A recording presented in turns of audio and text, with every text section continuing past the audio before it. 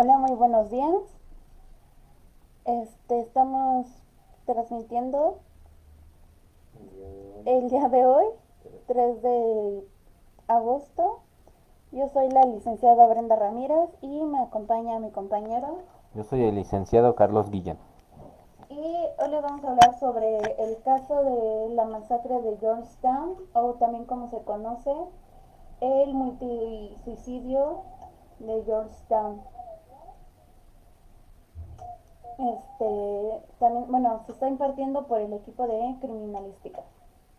Vamos a empezar hablando sobre el pastor Jim Jones, que bueno, él nació el 13 de mayo de 1931 en la ciudad de Lynn, Indiana, en un ambiente de segregación racial en el fundamentalismo cristiano. Su padre, James Turner Jones, estaba enfermo por los gases que había respirado en las trincheras de la Primera Guerra Mundial. Al parecer era participante del Ku Klux Klan. Bueno, como sabemos, se puede decir que una secta que era parcialmente, mm, no, pues sí, una secta que era, se puede decir que indiscriminatoria ante la raza negra, aunque no hay constancia de su pertenencia a este grupo. Su madre, Lynetta Jones, era una trabajadora que no se preocupaba por su hijo en ningún momento. Se pasaba horas y horas en la calle predicando el evangelio, sola o con los animales. Bueno, su madre era altamente religiosa y se la pasaba en las calles evangelizando a quien encontrara en dichas calles. Los inicios fueron en 1954, que fue un único como pastor asociado de la Laurel Street. En 1955, la Winds of Deliverance, que luego cambió su nombre a The People's Temple Full Gospel Church. El mensaje de Jones era de igualdad racial, o sea, quería que hubiera esta igualdad entre ambas razas, se puede decir, para que no haya cierta discriminación. En 1961 fue nombrado como director de la Comisión de Derechos Humanos de Indianápolis. Dedicó a integrar el departamento de policía, hospitales, bancos, agencias de préstamo y compañías telefónicas. Pues era como pues su trabajo. Fue aquí donde fue nombrado el director de la Comisión de Derechos Humanos en Indianápolis. Y es ahí cuando él toma un poco de poder para cometer sus... Pues sí, antes de esto él ya tenía como un interés para convertirse en predicador, ya que se dice que él cuando era muy niño empezaba a predicar a sus vecinos, a niños de su edad, sino que menores que él. También decía que cuando era más pequeño le gustaba predicar a los animales, a los perritos, y también recogía animales de la calle. También él tenía ya problemas con algunas iglesias porque decía que las personas de color se tenían que sentar hasta adelante de las iglesias y no hasta atrás. En esta época las personas de color tenían muchos conflictos en las iglesias, ya que eran discriminadas por su color. También, según su esposa, para cuando se casaron en 1949, Jones ya era comunista comprometido. Se consideraba maoísta, pero simpatizaba con Losing Stein y la Unión Soviética. El propio Jones hablaba de su ideología como socialismo religioso o socialismo patolístico, apostólico, perdón. Posteriormente, el socialismo llegaba a ser de su ideología Dios Todopoderoso, el socialismo. Bueno, para este entonces él ya manejaba que Dios era todopoderoso y era su única creencia, y manejaba que solamente Dios era lo que regía todo el mundo, y solamente eso era para él todo lo que existía. Para 1959 tuvo a su primer hijo, Stephen Gaelic Jones, y adoptó a otros niños de razas diversas, a lo que él llamaba una familia arcoíris, por lo mismo que eran de razas diversas. En 1950, el templo del pueblo fue aceptado en la iglesia cristiana, discípulos de Cristo.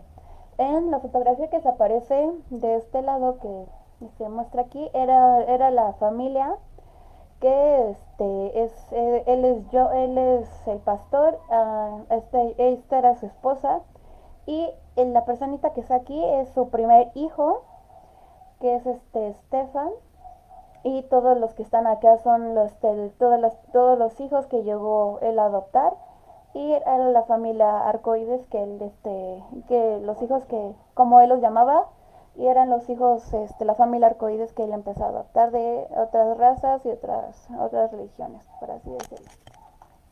La creación del pueblo fue cuando el templo del pueblo fue creado en Indianápolis.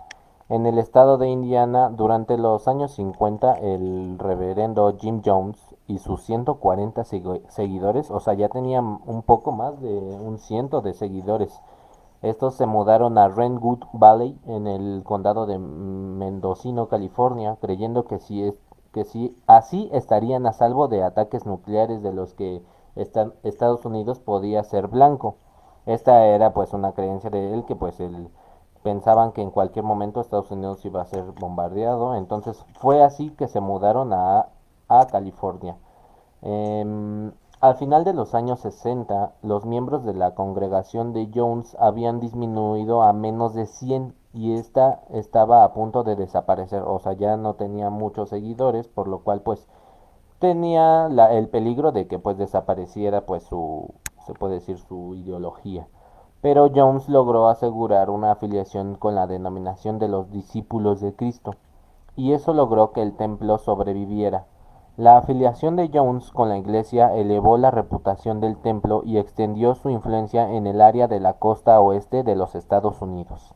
Esto pues hizo que cuando se unió a los discípulos de Cristo fue cuando volvió a resurgir otra vez su creencia y volvió a tener seguidores para que pues para que se lleve a cabo lo que pues tenía planeado.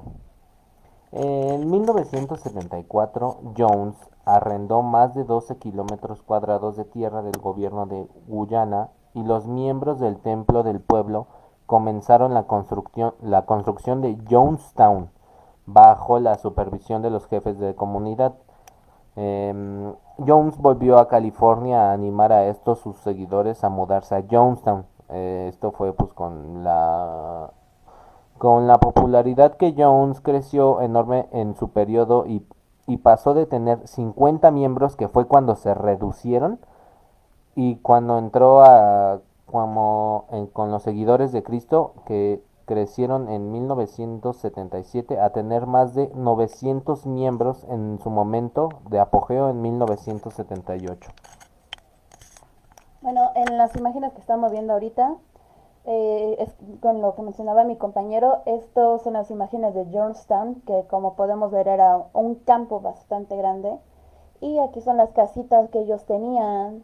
Esta es la puerta que decía bienvenidos al paraíso, que era Jonestown, que él manejaba que en este lugar era un lugar pues amplio donde podían tener era como, él lo manejaba como un paraíso, donde tenían caballerizas, donde podían ellos construir, donde tenían un ganado, donde era un lugar libre de pecado, donde podían tener a sus familias, donde podían estar en contacto con Dios constantemente, donde podían alabarlo. Básicamente, él decía que en este lugar iban a tener un encuentro verdadero con Dios, donde podían estar a salvo, por así decirlo.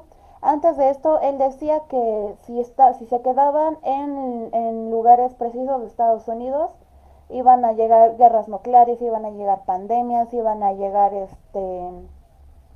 que iban a llegar el fin del mundo, y al mudarse con él iban a estar a salvo. Y que ninguna enfermedades, ninguna catástrofes, por así decirlo, les iban a pegar. La vida en Georgetown. Muchos de los miembros del templo del pueblo creían que Guayabea sería como John se lo prometió, o el paraíso como les comentaba antes. En cambio, todos los miembros, incluyendo a los niños, terminaban criando animales y la comida para el proyecto agrícola del templo. 6 días a la semana, desde las 7 de la mañana hasta las 6 de la tarde, cuando sería común que la temperatura alcanzase a los 36 grados. O sea, básicamente ellos estaban trabajando desde muy temprano hasta muy tarde como campesinos, bajo temperaturas que llegaban hasta los 38 grados centígrados. Según los testimonios de integrantes de la secta, las comidas consistían en nada más que arroz y legumbres, de inferior calidad de alimentos que recibían que recibían que recibían Jones, alimentos refrigerados separados de los otros. En febrero de 1978, la mitad de la comunidad padecía problemas médicos, tales como diarreas graves y fiebres altas. O sea, básicamente la alimentación era muy pobre y muy escasa. Por lo mismo ya estaban empezando, los miembros ya estaban empezando a presentar fuertes problemas, problemas alimenticios y pues problemas en la salud. Los miembros que se consideraban tenían graves problemas disciplinarios se les encerraban en cajas de madera que medían 2.5 por 1 centímetros, por 1 metro, perdón. Los que intentaban escapar eran drogados para ser incapacitados. Los guardias armados patrullaban el pueblo día y noche para asegurarlos que las órdenes de Jones fueran cumplidas. O sea, básicamente Jones, el predicador, ya estaba entrando en una psicosis bastante fuerte para mantenerlos todos a la raya, por así decirlo, y que todos cumplieran sus órdenes. Los niños entregados al cuidado comunal se referían a Jones como papá y solo se permitían ver a sus padres brevemente durante la noche. Jones también era llamado padre por los adultos, o sea, todos se tenían que referir a Jones como si fuera su padre o su papá. Las noches blancas. Con sus facultades mentales deterioradas, Jones empezó entonces a arengar sobre traidores, enemigos lejanos que querían destruir su sueño. O sea, empezó a crear esas ideas que según ya había gente dentro de su comunidad que lo querían traicionar, le querían destruir sus sueños, que ya no lo querían pues sí, que ya no quería, o ya él ya imaginaba, porque ya también estaba como dice ahí, ya tenía una psicosis pues un poco avanzada y él creía que pues tenía traidores dentro de Jonestown. Em,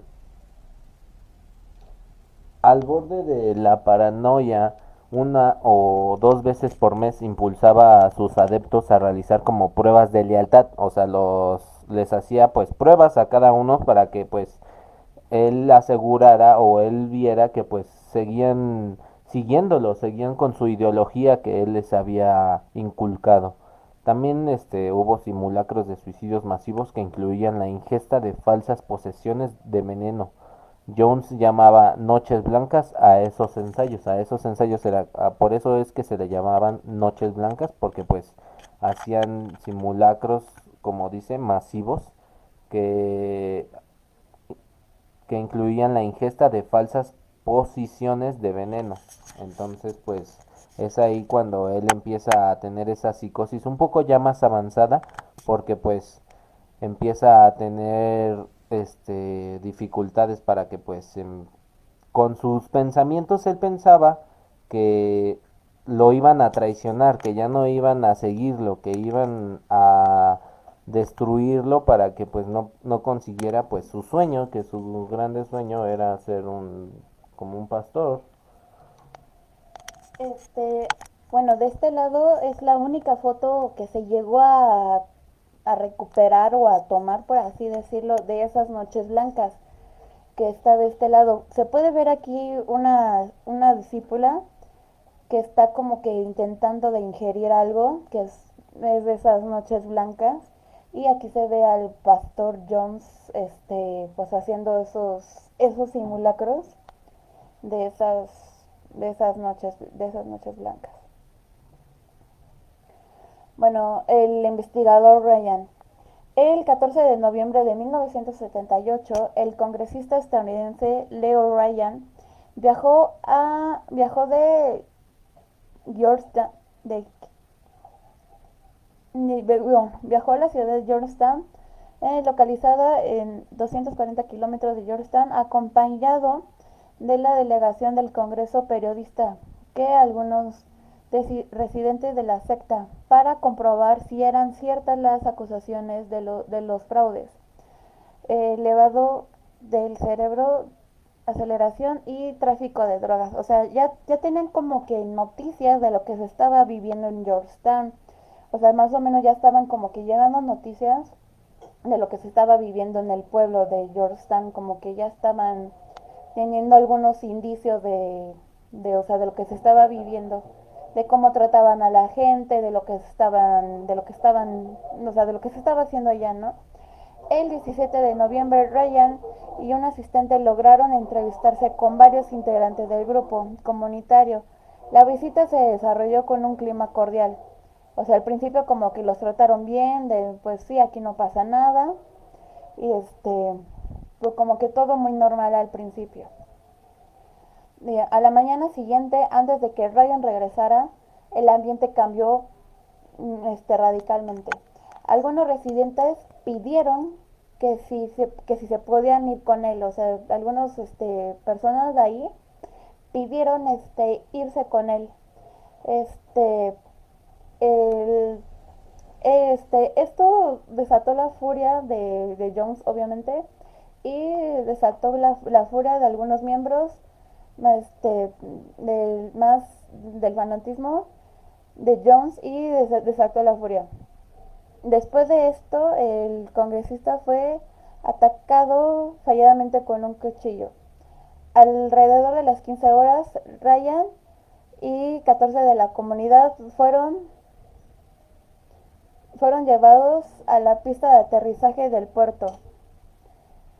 Una vez dentro del avión, Larry disparó contra los ocupantes, hiriendo a varios. Posteriormente, varios miembros de la comunidad que habían escapado en el coche de Ryan dispararon contra el avión, asesinando al congresista, a 3 periodistas, a uno de los desornistas, a madre de 3 hijos, que lograron huir, hiriendo a otros 9. Después le dispararon en la cara. Bueno, le dispararon a varios congresistas de la cara. Los sobrevivientes del ataque huyeron a campos cerrados, y después a otros en el grupo. Básicamente, lograron, mataron al periodista, y a los que intentaron escapar con ellos también los lograron herir, y ya no pudieron escapar. El suicidio colectivo. Como podemos ver en las imágenes, podemos ver varios cuerpos que, bueno, se los vamos a explicar. Seguro que no fue un suicidio, sino un homicidio masivo, ya que James Jones fue quien obligó a su pueblo a beber e inyectarse cianuro, empezando por los niños, quienes no cometerían suicidio, sino que les dio el cianuro mezclando con alguna bebida, mientras que algunos bebés fueron arrancados de los brazos de sus madres para ser inyectados. Ancianos también fueron las víctimas de Jones. Jones decía que la muerte solo es un tránsito a otro nivel, y esto no era como un suicidio, sino un acto revolucionario. O sea, él pensaba que al hacer esto y al inyectarse el veneno, creían que pues era era otra etapa de vida, o sea, que podías llegar a otro nivel de vida. Entonces, una de sus seguidoras, llamada Christine Miller, se oponía a la muerte, pero la gente comenzó a insultarla violentamente. Los niños, adultos y ancianos murieron a causa de la posición. El número de muertos fue un total de 913 muertos. Esta fue la cifra exacta que hubo en total de muertos en Georgetown. Em, George fue como lo expliqué, Jones estuvo y hizo que toda la gente se inyectara ese veneno con él o bebiéndolo, que él creyendo que esa era un tránsito a otro nivel de vida. Él y creía que también que si no morían era porque eran elegidos o por Dios. Entonces esa era su creencia. Bueno, de este lado aquí se ven las imágenes que pudieron tomar. Aquí se ven los vasitos que algunas personas tomaron, donde venía el veneno que pues consumían para suicidarse. Aquí se ve una jeringa, bueno, varias jeringas que a las personas inyectaron. Aquí se ve todo el campo de todas las personas que llegaron a suicidarse. Este, Christian Miller fueron de las pocas sobrevivientes que, que se pudieron salvar. Y pues básicamente como comentamos antes, no fue bueno, se cuenta como suicidio, multisuicidio, porque algunas personas sí creían lo que decían Jones, porque él manejaba que al suicidarse se iban a encontrar en otra vida, con una vida con Dios, porque iban a como que a pasar a otro plano espiritual, por así decirlo, y al pasar este plano espiritual se iban a encontrar con Dios mismo. Les vamos a poner un video que está hablando una sobreviviente de esto, y pues ella comenta precisamente de lo que pues ella vivió y lo que ella explica más a fondo lo que ella estaba pasando en esta situación.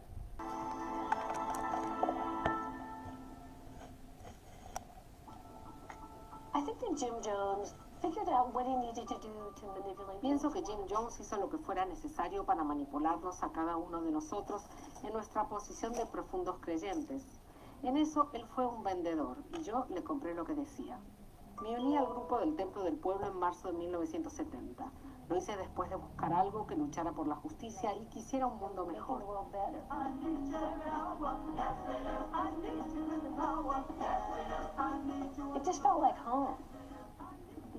Era como estar en casa. Había gente de todas las edades, razas, eran muy amables.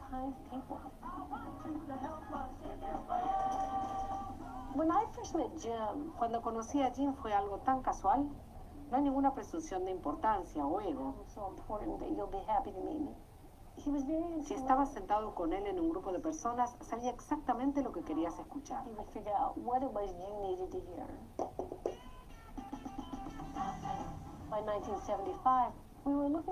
En 1975 estábamos en la búsqueda de un refugio, un lugar donde la gente pudiera tener una buena vida. Entonces comenzamos esa gran inversión que llamamos Jonestown. Íbamos a ser el modelo a seguir de una comunidad, sin restricción a la inmigración, buena atención en salud, todo lo que queríamos. Era como el paraíso para mí. Ahora que reflexiono sobre esto, me doy cuenta de que a Jones lo corrompió el poder, y el tiempo que estuvimos en Guyana, todo estuvo bajo su absoluto control. No había radio, nada de la BBC, ninguna manera de obtener algo de información. Y ese aislamiento en Jonestown nos hizo un poco paranoicos de lo que pasaba allá afuera.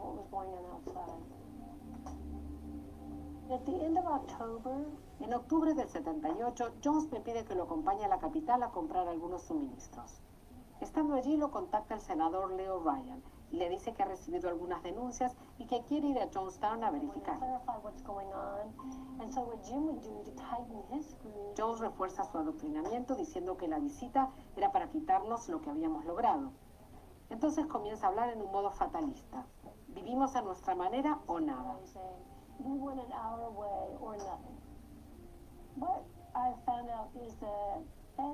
Lo que sé es que Jones convocó a una reunión en el pabellón principal aquel 18 de noviembre. Mientras tanto, un comando de hombres armados mató al senador Ryan, que había llegado a Jonestown. It's too late. The congressman's dead, the congressman's dead, many of our traitors are dead, they're all laying out, they're dead. Ahora vamos a morir para que pueda cuidar de ustedes. Please, for God's sakes, let's get on with it. We've lived as no other people have lived and loved. We've had as much of this world as you're going to get. Let's just be done with it. Let's be done with the agony of it. And as he's talking to them, Y mientras dice eso, las enfermeras y secretarias se apresuraron a repartir el veneno a los niños. Cuando las personas comenzaron a preguntar por los menores, respondieron: ellos ya están muertos. Así que no era posible que tu vida fuera igual. and then they passed out the poison. Y comenzaron a repartir el veneno y la gente lo bebió. It was not. No fue un suicidio masivo. La gente no dijo vamos a hacerlo. Fue un asesinato en masa. He completely Él derrumbó completamente lo que la gente creía diciendo mentiras. ¿Y cómo lo sé? Porque si hubiera estado esa tarde en Jonestown, sin duda hubiera tomado el veneno. Pero si podía sobrevivir, tenía que sobrevivir. I have survived.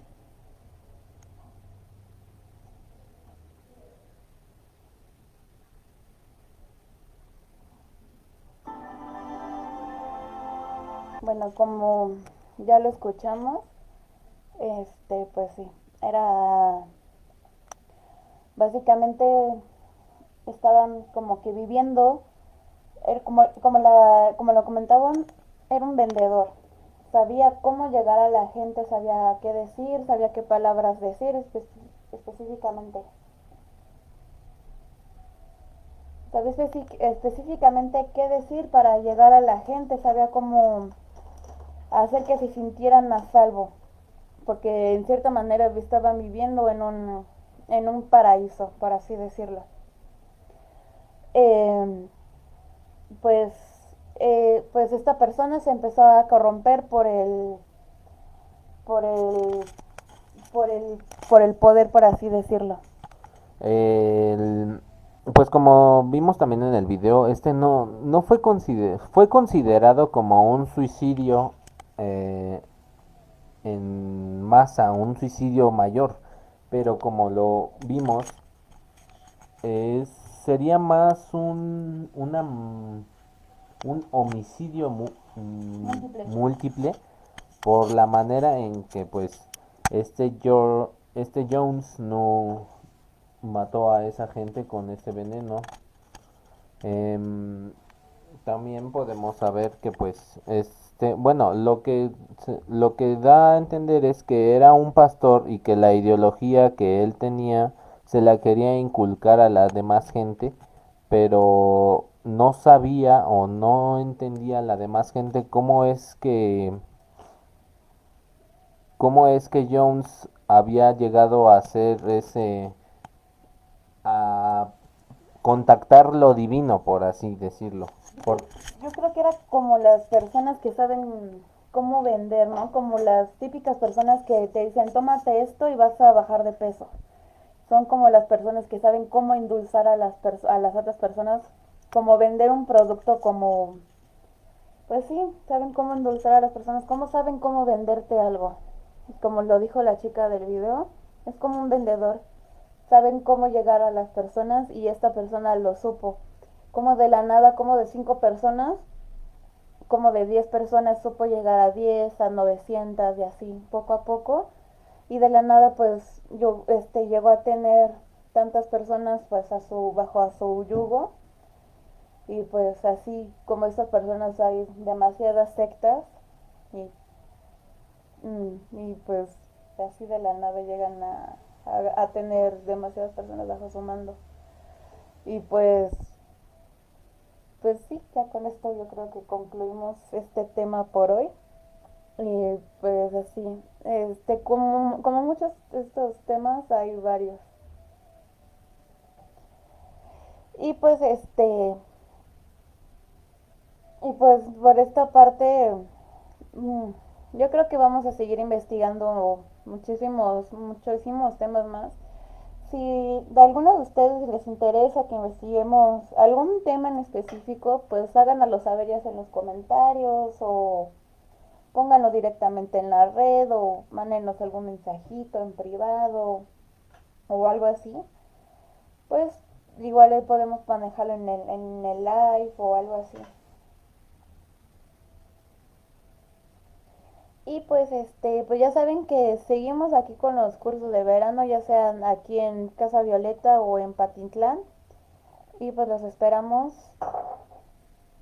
Este, y los esperamos aquí, ya saben, con los brazos abiertos el viernes. Igual estamos aquí con con el, no sabemos si vamos a hacer transmisión o con De todos modos, nosotros le subimos cartel a la si va a haber plataforma transmisión o curso, no sabemos o curso, todavía. exacto. Entonces, pues, y eso ya sería de verlo y de que, pues, también, pues, si le dan una checadita al Facebook de la red, pues no estaría nada mal. Los esperamos aquí. Si va a haber transmisión o curso, pues ya lo van a ver porque todavía no sabemos qué vamos a hacer, si hacemos transmisión o curso. Ya lo estaremos checando con ustedes y ya lo estaremos avisando. De nuestra parte, pues, creo que fue todo. ¿Tienes algo más que decir, compañero? No, pues, Es todo y, pues, espero tengan un lindo miércoles, ombliguito de semana. un ombligo de semana, diría la compañera Nelly. Sí, pero no está con nosotros. Y pues, gracias por escucharme.